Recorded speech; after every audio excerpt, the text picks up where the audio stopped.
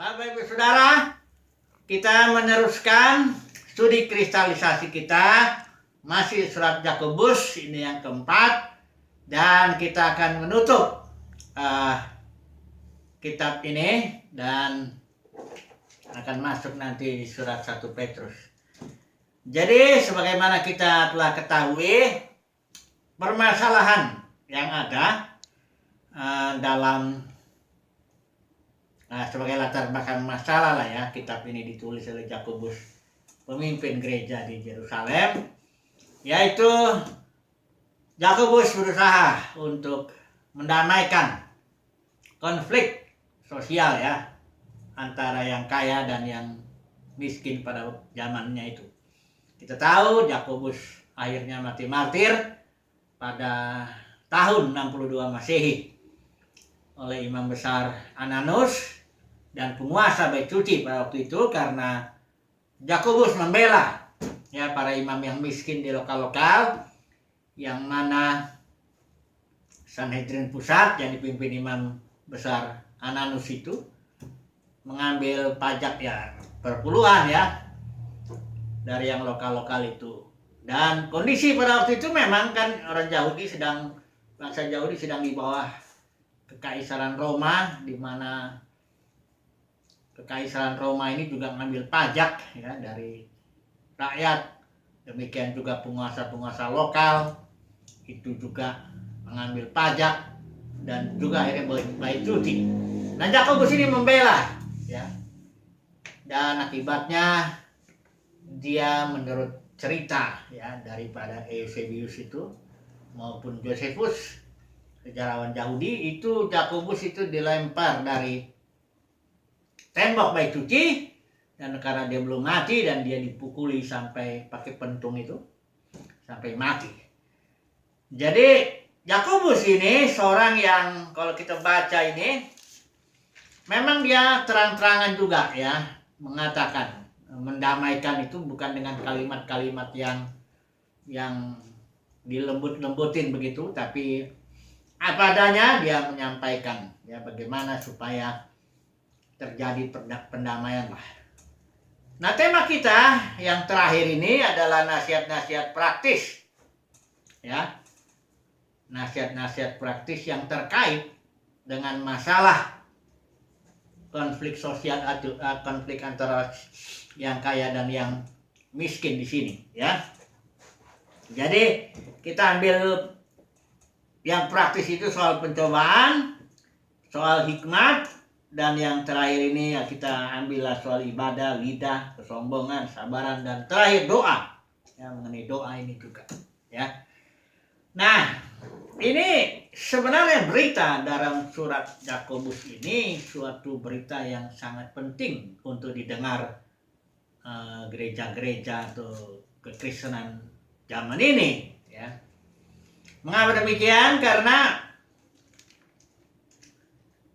kita tahu kekristenan saat ini dengan gereja mula-mula di mana surat ini ditujukan itu ada perbedaan yang menyolok juga ya.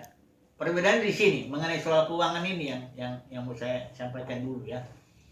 Kenapa surat Yakobus ini nampaknya ya memang ini sempat diabaikan oleh gereja ya, kanonisasinya agak lambat ya. Nah, padahal ya beritanya itu sangat-sangat penting ya untuk didengar.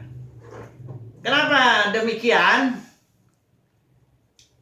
Sebenarnya gereja mula-mula itu keuangan ya. Ini ketika kita tahu terjadi Pentakosta itu ya, si Petrus berkhotbah, 3.000 bertobat, dan kehidupan jemaat mula-mula itu langsung terjadi apa? Transformasi sosial. Yang kaya tuh langsung digerakkan roh, yang punya 2 ladang, yang punya rumah, yang punya harta lebih, bagikan itu, taruh uangnya, dikumpulkan oleh para rasul dan langsung didistribusikan kepada orang-orang yang kekurangan pada waktu itu ya.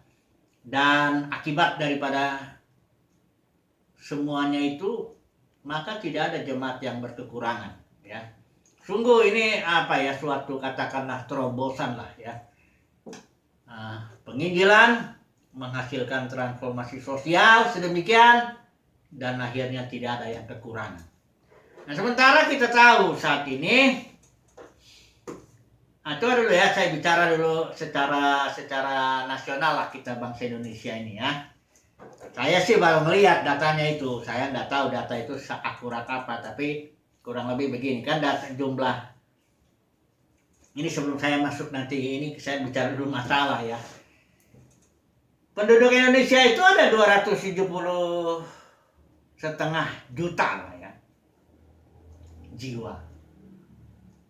Nah, menurut data yang terakhir ya, itu 2021 itu ada 10% lebih lah ya. Jadi ada 27, sekian juta orang yang hidup di bawah garis kemiskinan. Nah, ini garis kemiskinannya di sini pakai apa? Indeks itu ya. Kemiskinan dalam hal makanan maupun dalam apa ya, pakaian, perumahan, kesehatan, apa semacam itu dibedakan. Pendeknya yang 27 juta itu rakyat Indonesia hidup dalam kemiskinan. Ya. Bisa tapi jangan langsung terus kita membayangkan sisanya itu berarti berkelimpahan gitu. Bukan. Karena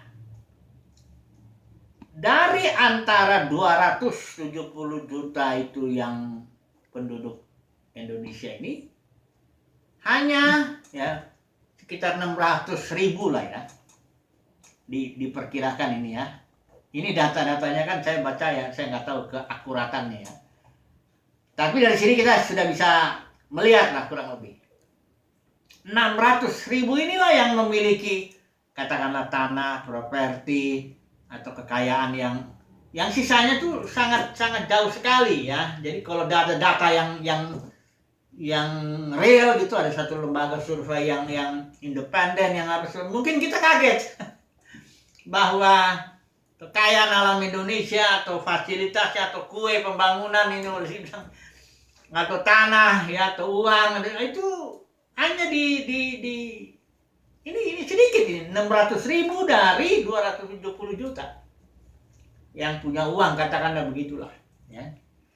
Sehingga sebenarnya terjadi ketimpangan yang lumayan lah ya. Nah, disinilah peran gereja sebenarnya harus tampil lah ya, gereja mengambil bagian di dalam kondisi seperti ini. Kemarin kita sudah bahas bahwa teologi yang paling mendekati Alkitab, katakanlah begitu ya, itu bukan teologi yang merohanisasikan ya kemiskinan, seolah kemiskinan itu diidentikan dengan kerohanian. Makin rohani orang ya, makin miskin dia, kira-kira begitu ya. Itu nggak cocok ya. Tapi juga teologi kemakmuran yang saat ini di zaman ini ya makin dia apa ya, makin populer lah gitu ya. Yaitu bahwa kalau orang ikut Tuhan ya dia mesti diberkati, dan tandanya itu yang jasmani kelihatan lah ya, dalam hal kekayaannya dia sedikit punya masalah, penyakitnya nggak banyak dan sebagainya. Ini teologi kemakmuran ini juga nggak sesuai juga dengan Alkitab. Ya, kita sudah bahas kemarin walaupun sedikit aja bahwa teologi seharusnya gereja memegang konsep atau teologi bahwa penginjilan seharusnya menghasilkan transformasi sosial. Dalam arti terjadilah perubahan ya, gesekan antara si kaya si miskin nggak tajam lagi, dan bahkan perbedaan itu, dan ujung-ujungnya kayak gereja mula-mula itu ya semuanya tidak ada yang kekurangan. Itu maksudnya transformasi sosialnya itu ya. Walaupun memang nggak sesederhana itu juga ya. Kemiskinan ini nggak bisa diatasi dengan hanya sekedar orang kaya bagi uang sama orang miskin. Walaupun itu salah satu dalam Jumat mula-mula, itulah solusinya ya yang dipakai Roh Kudus. Tapi kan masalah kemiskinan ini banyak ini. Misalnya penguasa yang korupsi ya. Ya, macam-macam lah, ada ketidakadilan misalnya dalam ya bagi yang punya uang ya dapat fasilitas ini, misalnya itu dan sebagainya gitu ya. Ada ketidakadilan mungkin dalam satu perusahaan ya, yang ownernya, tuan atau yang punya modal atau apa, dengan karyawannya, pekerjaannya udah mati-matian bekerja, sedikit upahnya dan sebagainya. Jadi ribet lah ini, masalah kemiskinan ini emang susah ya. Tapi disinilah gereja, disinilah surat Yakobus menantang ya. Dan bagian yang akan kita bahas ini tiga topik lah, 3 poin lah mengenai praktisnya menghadapi atau mencoba mendamaikan situasi ini. Yang pertama, Yakobus bicara soal pencobaan. Dia bilang di sini, anggap sebagai suatu kebahagiaan. Ya, ini kalau istilah anggap itu bukan berarti dicoba itu berbahagia, jelas ya tidak enak lah ya pencobaan itu. Tapi Yakobus bilang anggaplah katanya. Jadi kalau menganggap itu bukan berarti pencobaan itu enak, tapi ada sesuatu. Kenapa harus menganggap bahwa pencobaan itu sesuatu kebahagiaan? Ya. Jawabannya ini, karena ujian terhadap imanmu menghasilkan ketekunan. Dan biarkan ketekunan memperoleh buah yang matang, supaya kamu menjadi sempurna, bukan hanya sempurna, utuh, tapi juga tak kekurangan suatu apapun. Coba saudara perhatikan, renungkan ini ya. Enggak dibilang Yakobus bahwa kalau orang kaya maka tak kekurangan sesuatu apapun, bukan. Enggak juga dibilang kalau miskin berarti nggak mungkin tidak kekurangan sesuatu apapun, enggak begitu. Ini Yakobus cuma bilang bahwa kalau kamu mengalami berbagai-bagai pencobaan, jatuh ke dalam berbagai-bagai pencobaan, tantangan, masalah, ya semuanya lah itu ya, anggap itu kebahagiaan. Karena yang seperti itu dipakai Tuhan untuk menimbulkan ketekunan. Nah, ketekunan ini pada waktunya menghasilkan buah yang matang yang membuat seseorang menjadi sempurna, utuh, dan tak kekurangan apapun. Jadi tak peduli masalahnya sedang ada banyak uang atau dia sedang sedikit uang. Karena Paulus bilang juga, ya aku tahu kelimpahan itu, aku tahu juga kekurangan itu. Ya, tapi Paulus bilang segala perkara dapat kutanggung ya dalam Dia memberi kekuatan kepadaku. Jadi di sini Yakobus lebih memberikan solusi kepada yang sedang kekurangan, katakanlah begitu ya. Ini solusinya ya, karakter tekun ya, karakter buah yang matang ya, karakter Kristus. Ini solusi yang dikasih oleh Yakobus ya melalui datangnya pencobaan-pencobaan itu. Nah ini suatu, kadang-kadang kita pikir loh, kok solusinya nggak, misalnya orang kekurangan uang, solusinya nggak selalu harus dikasih uang, nggak juga itu. Ya nggak selalu, kecuali barangkali kalau udah nggak ada makan, kayak Yesus itu ada 5.000 orang ikutin dia. Yesus bilang kalau saya suruh pulang ini pada pingsan tengah jalan ini. Ya. Jadi memang solusinya waktu itu dalam kasus itu, ya memang mesti dikasih makan, kalau enggak ya pingsan. Tapi ada kasus-kasus di mana seorang yang mengikut Tuhan mengalami kekurangan ya, tapi bukan solusinya langsung uang aja gitu, enggak. Tapi yang ini supaya kita anggap kebahagiaan menghadapi tantangan atau kekurangan atau macam-macam ini agar nanti ujung-ujungnya sempurna, utuh, dan tak kekurangan apapun. Nah ini dia ya. Jadi boleh dibilang ini ya, kesimpulannya untuk bagian inilah soal percobaan ini. Kekurangan itu bukan soal, ya memang soal fisik, betul salah satu. Tapi tidak cuma soal itu ada. Perasaan kekurangan itu, perasaan tidak cukup itu, perasaan ya masih yang nggak puas itu lebih kepada kurangnya karakter Kristus di dalam diri orang itu. Kalau orang itu semakin bertumbuh dalam karakter Kristus, ada rasa puas, ya, ada rasa sukacita dengan yang ada. Walaupun mungkin yang ada nggak banyak, walaupun yang ada ini makanan pun ya serba terbatas. Tapi karena ada karakter Kristus di dalam, maka nggak kekurangan itu rasanya. Tapi sebaliknya coba, kalau manusia ada, kita ambil contoh ekstrim, yang nggak ada karakter Kristus, coba lihat, dikasih apapun nggak puas-puas. Sudah hartanya begitu banyak pun kadang masih juga mengejar harta nggak karu-karuan, padahal udah tahunya harta nggak dibawa mati, tapi tetap aja. Ya, jadi inilah solusi bagi yang disodorkan oleh Yakobus untuk mendamaikan yang kaya dan yang miskin ini, ya, supaya anggap kebahagiaan itu kalau ada tantangan. Berikut hikmat, ya. Ini hikmat ini ada ini, ya. Ada beberapa bagian ini. Di bagian yang pasal 1 ini dibilang kalau kekurangan hikmat ya berdoa, harus dengan iman, tapi ya. Kemudian ada lagi di sini singgung hikmat ini, ya, di pasal yang ke 3, ya. Saya baca aja dulu sebentar ini, ya. Ayat 13. Siapakah di antara kamu yang bijak dan berbudi, baiklah ia dengan cara hidup yang baik menyatakan perbuatannya oleh hikmat yang lahir dari kelemah lembutan. Jika kamu menaruh perasaan iri hati dan kamu mementingkan diri sendiri, perhatikan ya ini, ya. Selalu nasihat Yakobus yang praktis itu selalu terkait dengan masalah yang ada pada waktu itu, yaitu masalah gesekan yang kaya dengan yang miskin.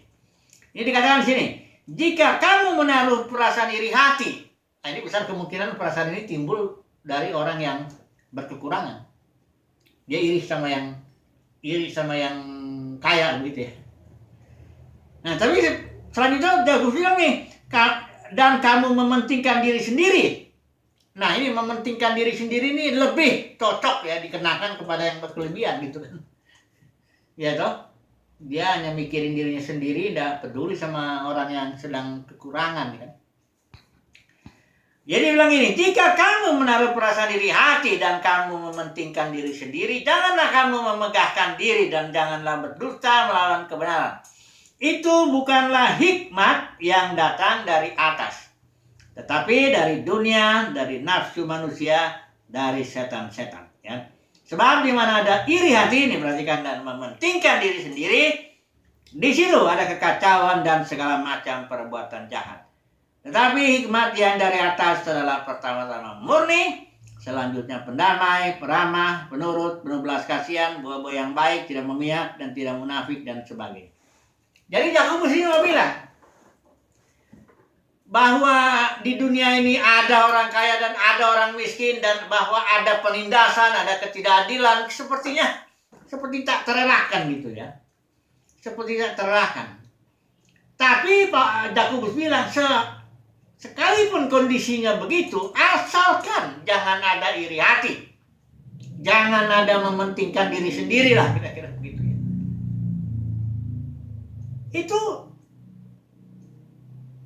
Itu artinya apa? Kondisinya akan damai lah, kondusif lah, ya. Tapi sebaliknya kalau udah ada iri hati, ada mementingkan diri sendiri, nah ini hasilnya nggak ada hikmat, ya. Nah itu terjadilah kekacauan. Jadi kembali, solusi terhadap gesekan yang kaya dan yang miskin ini tidak selalu harus solusinya berupa jasmani, gitu, ya. Tapi seandainya lah ada hikmat di situ, ya. Ada hikmat dalam arti, ya, berarti yang kekurangan ya tidak ada iri hati, yang berkelebihan ya tidak terlalu egois lah, gitu.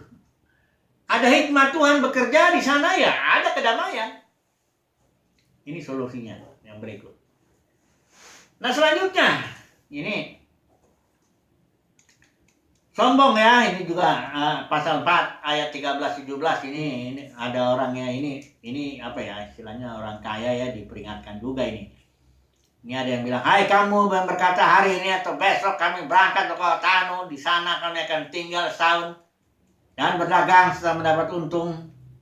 Sedang kamu tidak tahu apa yang akan terjadi besok. Apakah arti hidupmu? Hidupmu itu sama seperti uap yang sebentar saja kelihatan lalu lenyap, ya. Sebenarnya kamu harus berkata, jika Tuhan menghendakinya, kami akan hidup dan berbuat ini dan itu. Tetapi sekarang kamu memegahkan diri dalam congkakmu, dan semua pemegahnya demikian adalah salah. Jadi ini teguran lah, terutama bagi orang yang berkelebihan lah, kan, karena di sini dia punya istilahnya punya modal lah dia untuk pergi ke kota anu, dia bisa berdagang ya. Kalau orang yang berkekurangan mana bisa dia melakukan itu ya. Hanya di sini ditegur oleh Yakobus. Inilah ketongkakan orang kaya istilahnya begitulah ya. Nggak bertanya, nggak tanya Tuhan, nggak juga berkata jika Tuhan menghendaki, pokoknya dia terabas saja ya. Bahkan kalau perlu bisnis dengan segala cara ya. Dilicinkanlah sudah dan sebagainya. Jadi ini kesombongannya pun ditegur oleh Yakobus ya. Ini juga ada soal ibadah ya. Ibadah di sini dikatakan Yakobus ibadah yang murni. Nah ini dia ya, mandi coba baca dulu ya. Ayat 27 pasal 1. Ibadah yang murni dan yang tak bercacat di hadapan Allah Bapa kita ialah mengunjungi yatim piatu dan janda-janda dalam kesusahan mereka dan menjaga supaya dirinya sendiri tidak dicemarkan oleh dunia. Kembali nih, ibadah pun dikaitkan dengan permasalahan yang ada. Permasalahan yang ada itu yang itu tadi ya, kemiskinan, ada jurang, ada gesekan yang kaya dan yang miskin. Itu sebabnya Yakobus bilang ibadah yang murni tak bercacat itu yaitu mengunjungi yatim piatu, janda-janda dalam kesusahan mereka, tapi juga harus menjaga diri dari dunia ini ya. Lidah juga disinggung, ini banyak juga disinggung. Jangan orang banyak mau menjadi guru. Kalau dikaitkan dengan konflik miskin dan kaya ini bagaimana? Mungkin siapa nih yang kemungkinan mau jadi guru ini ya? Barangkali yang berkelebihan kali ya. Atau barangkali yang ya banyak orang juga nggak tahu entah kelebihan entah kekurangan, pokoknya mau jadi guru aja. Ya itu akan dihakimi dengan ukuran yang lebih berat. Kecuali kalau karunianya dalam itu gereja ya dia pengajar ya siap-siaplah untuk dihakimi menurut ukuran yang lebih berat ya. Kemudian terakhir kita tutup doa ya. Di sini dikatakan dicontohkan Elia, doa orang benar bila dengan yakin didoakan sangat besar kuasanya. Ujung-ujungnya kita dikembalikan lagi kepada doa ya. Doa itulah yang akan banyaklah menyelesaikan permasalahan. Kadang-kadang permasalahan kita ya kurang berdoa juga. Oke lah, baik kita ambil kesimpulan lah. Jadi bagaimana ini kesimpulannya ini sebagai penutup juga ini kitab ini. Simpulannya, seandainya lah karakter Kristus dalam diri umat Tuhan katakan begitu, bertumbuh terus baik yang kaya maupun yang miskin, bertumbuh dia karakter itu, maka kedamaian itu masih bisa lah, masih ada lah ya. Karena nggak terlalu lah menyolok iri hati ya, kedengkian ya. Dan seandainya teologinya juga tidak ya, jangan teologi kemakmuran ya, tapi teologi yang memberitakan firman dan berharap transformasi sosial itu, kalau itu yang bertumbuh itu pun solusi juga. Jadi kesimpulannya karakter Kristus ini kuncinya nih.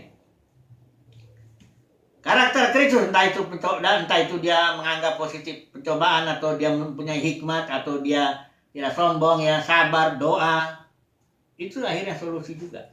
Ya. Itu akhirnya menjadi suatu jalan keluar lah ya, daripada kerumitan ini.